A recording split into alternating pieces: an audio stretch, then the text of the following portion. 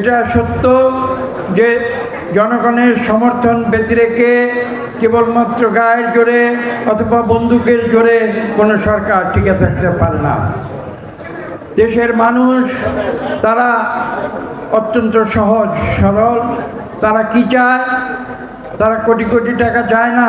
আপনারা দেখেছেন আওয়ামী লীগ তথা স্বৈরাচারী সরকারের নেতৃবৃন্দ কিভাবে লক্ষ হাজার কোটি টাকা তারা লুটপাট করে বিদেশে পাচার করেছে।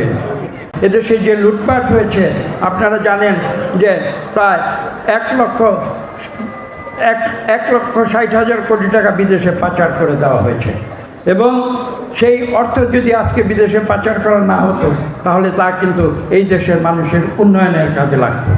ব্যাংকিং সিস্টেমকে ধ্বংস করে দেওয়া হয়েছে, লুটপাট করা হয়েছে ব্যাংকগুলোকে, এবং এদেশে প্রশাসনকে কলুষিত করা হয়েছে।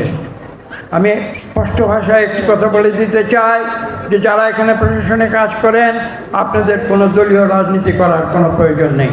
আপনারা দেশের মানুষের জন্য কাজ করবেন।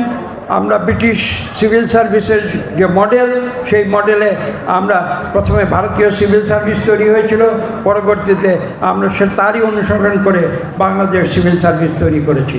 তারা কোনো দলের সদস্য নয়, তারা হচ্ছেন সরকারি কর্মকর্তা। তারা মানুষের সেবায় কাজ করবেন এবং নীতি নির্ধারণ করবে জনপ্রতিনিধিরা, সরকারি কর্মকর্তারা সেটা বাস্তবায়ন করবেন। এটা মনে রাখতে হবে, নীতি নির্ধারণ করা সরকারি কর্মকর্তাদের কাজ নয়। এবং আজকে বাংলাদেশের জনপ্রশাসন যেভাবে কলুষিত হয়েছে, সেই কলুষ থেকে জনপ্রশাসনকেও মুক্ত করতে হবে।